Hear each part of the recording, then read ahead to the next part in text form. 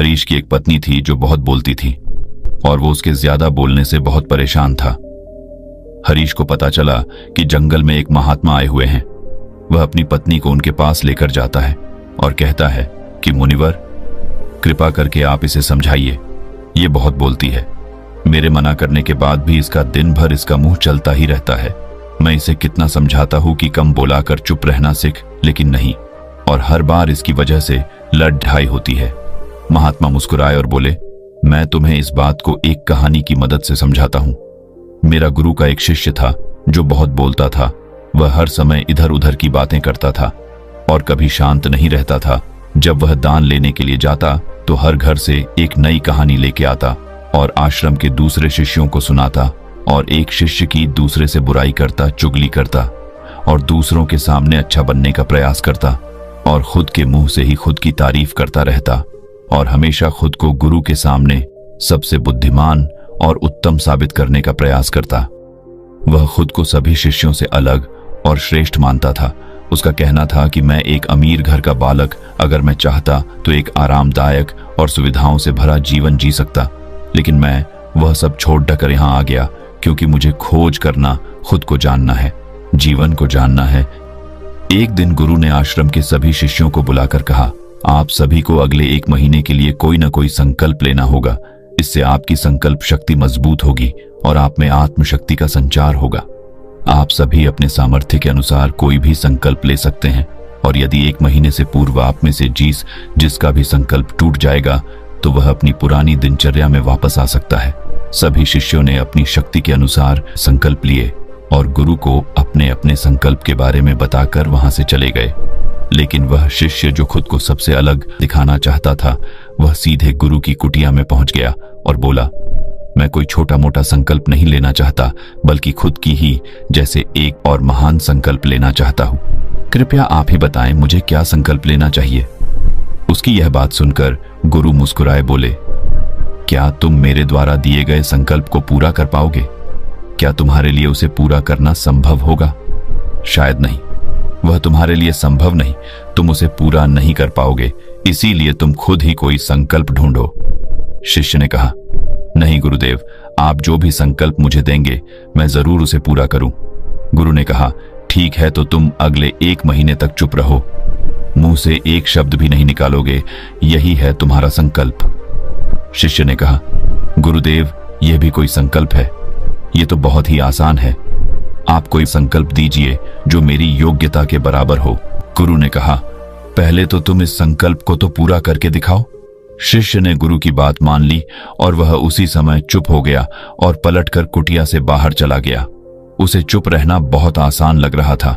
उसने एक दिन तो जैसे तैसे चुप रहकर काट लिया, लेकिन दूसरे दिन से उसके मन में ना बोलने का बोझ बढ़ने लगा, और तीसरे दिन उसे भारीपन महसूस होने लगा, और चौथे दिन उसके अंदर एक अजीब सी बेचैनी होने लगी, क्योंकि आसपास आश्रम के सभी शिष्य एक दूसरे से बातें कर रहे थे। वह भी अपना पक्ष उनके सामने रखना चाहता था, उनकी बोलती बंद कर देना चाहता था, लेकिन उसका संकल्प उसके आ रहा था, इसीलिए वह पूरे दिन सिर्फ और आंखें बनाता। इसी तरीके से कुछ दिन और बीते और वह शिष्य बीमार पड़ गया। उसका सिर फटा जा रहा, उसका खाने पीने तक का मन नहीं था, वह सिर्फ बोलना चाहता था।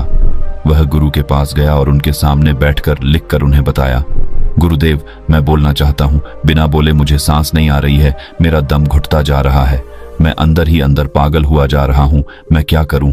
संकल्प तो ड दूं क्या? ये पढ़कर गुरु मुस्कुराए और बोले, मैं संकल्प ढाने के लिए नहीं होते, लेकिन जो अपने संकल्प को पूरा कर लेता है वह अपनी आंतरिक शक्ति को बढ़ाता है, और जो अपनी आंतरिक शक्ति को बढ़ा लेता है वो समाज और जागृति की राह पर आगे बढ़ जाता है। संकल्प का लेना भी तुम्हारे हाथ में था और इसे तोड़ना भी तुम्हारे हाथ में है। तुम्हारे बहुत से भाई अपने संकल्प को तोड़कर अपनी पुरानी दिनचर्या पर वापस आ चुके हैं। अगर तुमसे नहीं हो पा रहा तो तुम भी संकल्प तोड़कर अपनी पुरानी दिनचर्या पर वापस जा सकते हो। लेकिन याद रहे, अगर आज तुम इस छोटे से संकल्प को नहीं संभाल पा रहे तो तुम अपनी बाकी की पूरी जिंदगी को कैसे संभाल सकोगे? बाकी फैसला पूरी तरह से तुम्हारे हाथों में है। गुरु की यह बात उस शिष्य के दिल में चोट कर गए। वो बिना कुछ बोले वहां से वापस चला गया और खुद को अपनी कुटिया में बंद कर वह केवल अपने जरूरी कामों के लिए ही कुटिया से बाहर निकलता, बाकी सारे समय कुटिया के अंदर ही बैठा रहा। 15 दिन बीत चुके थे और आश्रम के लगभग सभी शिष्यों का संकल्प अब तक टूट चुका था, लेकिन उसका संकल्प अभी भी जारी था। संकल्प लेने के बाद से अब तक उसने एक शब्द भी नहीं बोला। सारा आश्रम हैरान था कि इतना बोलने वाला इंसान चुप कैसे हो। 15 दिन बीतने के बाद वह दोबारा अपने गुरु के पास गया और लिखकर बताया है, गुरुदेव, मैं बाहर से तो चुप हूं, लेकिन मेरे भीतर बहुत सी आवाजें हैं, बहुत सी चीख पुकार और शिकायतें हैं। मैं अंदर ही अंदर बात करता रहता हूं। मेरा मन तरह तरह के प्रश्न पूछता है। मैं बाहर से जितना मोर, भीतर से उतने ही शोर शराबे से भरा। क्या इस तरह से मेरा संकल्प अभी भी है? गुरु ने कहा, हाँ, तुम्हारा संकल्प अभी भी जारी है, लेकिन जब तक लोगों की ये आवाजें तुम्हारे कानों में पड़ती रही, तुम्हारा मन बोलता रहेगा, क्योंकि इसे तो आदत है। तुम भले ही बाहर से चुप रहो, लेकिन तुम अंदर ही अंदर बोलते रहोगे। तुम्हें इन बातों से, इन आवाजों से दूर जाना चाहिए। शिष्य गुरु को प्रणाम कर वहां से चला जाता है और सुबह होते ही अपनी कुटिया छोड़ जंगल की तरफ चला जाता है। कई दिन बीत जाते, संकल्प का समय भी पूरा हो जाता है, लेकिन शिष्य लौटकर नहीं आया। आश्रम में सभी को डर था कि कहीं जंगली जानवर ने उसे खाना लिया हो। इस बीच उसे ढूंढने की बहुत कोशिश की गई, लेकिन वह कहीं नहीं मिला। गुरु भाइयों ने मान लिया था कि जंगली जानवरों ने उसे अपना शिकार बना लिया है, लेकिन गुरु को ऐसा नहीं लगता। एक दिन आश्रम का एक अन्य शिष्य गुरु के पास आया और बोला, गुरुदेव, हमारे उस अधिक बोलने वाले भाई के साथ क्या हुआ होगा? क्या जानवर ने उसे मार दिया होगा? गुरु ने कहा, हो सकता है कि जानवरों ने उसे अपना शिकार बना लिया हो, लेकिन उसके न लौटने की एक दूसरी वजह भी हो सकती है। शायद उसे वह मिल गया है जिसके लिए वह गया था। फिर शिष्य ने पूछा, गुरुदेव, क्या ज्यादा बोलना इतना हानिकारक होता है? गुरु ने बोला, कहा, इंसान के जीवन के बहुत सारे दुखों में से एक दुख यह भी है कि वह कभी चुप नहीं रह सकता, हमेशा कुछ ना कुछ बोलता ही रहता है। सिर्फ हमारे बोलने के कारण हमारे आधे से ज्यादा दुख पैदा होते हैं। हम में से कोई भी चुप नहीं रहना चाहता, हम बस सामने वाले को सुना देना चाहते हैं। जो भी हमारे मन में है सब निकालकर उसके मन में बैठा देना चाहते हैं, उसे समझा देना चाहते हैं कि देख, तू गलत है और मैं सही। इस तरीके से सुनने और सुनाने का यह काम जिंदगी भर चलता रहता है, लेकिन इस नासमझी में हम अपना समय, अपना जीवन, अपनी समझ और सबसे महत्वपूर्ण अवकीमती पल जो जिए जा सकते हैं, जिनको अनुभव किया जा सकता है, जिनमें आनंद को प्राप्त किया जा सकता है, यह सब खो देते हैं। लेकिन इसके बदले हमें मिलता क्या है? कुछ नहीं, सब व्यर्थ और बर्बाद हो जाता है। शिष्य ने पूछा, तो फिर इसका समाधान क्या है? गुरु ने कहा, पूरी जागरूकता के साथ अपने विचारों को देखना, यही एकमात्र तरीका है। सारी मानसिक समस्याओं का वर्तमान में रहकर चिंतन करना, पूरी जागरूकता के साथ अपना काम करना जिंदगी में चमत्कारिक बदलाव ला देता है। उसके बाद वह शिष्य गुरु से अपने प्रश्नों का उत्तर पाकर उनको प्रणाम करके वहां से चला गया। उस शिष्य को आश्रम छोड़ ढकर गए 3 महीने का समय बीत चुका था, लेकिन उसकी कोई खबर नहीं। अब तक तो सभी गुरु भाइयों ने भी उसके वापस लौटने की उम्मीद छोड़ी, लेकिन एक दिन वह आश्रम लौट आता है। लेकिन अब वह नहीं था जो यहां से गया था, वह कुछ और ही बनकर वापस आया था। उसके अंदर एक गजब का बदलाव महसूस किया जा सकता था। उसके चेहरे पर एक गजब का ठहराव और आंखों में बनी शांति थी। आश्रम में आते ही सभी गुरु भाइयों ने उसे चारों तरफ से घेर लिया और बातें करने लग गए। वह भी अपने गुरु भाइयों से बातें करने लगा। उससे बात करने वाले सभी ने यह अनुभव किया कि अब वह पहले जैसा उतावला और बातूनी नहीं रह गया था। उसके मुंह से एक एक शब्द बहुत ही सुलझे हुए और मधुरता के साथ निकल रहे थे। थोड़ी देर तक गुरु भाइयों से बात करने के बाद वह सीधा गुरु की तरफ चला गया। उसने गुरु के चरण छुए और कहा, गुरुदेव, क्या मैं अब भी मौन हूं? क्या अब भी मेरा संकल्प जारी है? गुरु ने कुछ देर तक शिष्य की आंखों में बड़े ध्यान से देखा और कहा, हां, तुम अब भी मौन हो। तुम्हारे मुंह से एक भी शब्द निकल नहीं रहा और तुम्हारा संकल्प अभी भी जारी है। शिष्य ने कहा, गुरुदेव, जब मैं आश्रम से गया तो मैं मुंह से तो चुप था, लेकिन मेरे अंदर बहुत सी आवाजें थी। मन में बहुत से प्रश्न थे और वह बंद नहीं हो रहे थे, तो मैं जंगल में चला गया, इस उम्मीद से कि वहां मुझे शांति मिलेगी और मेरे मन की बकबक कम हो जाएगी।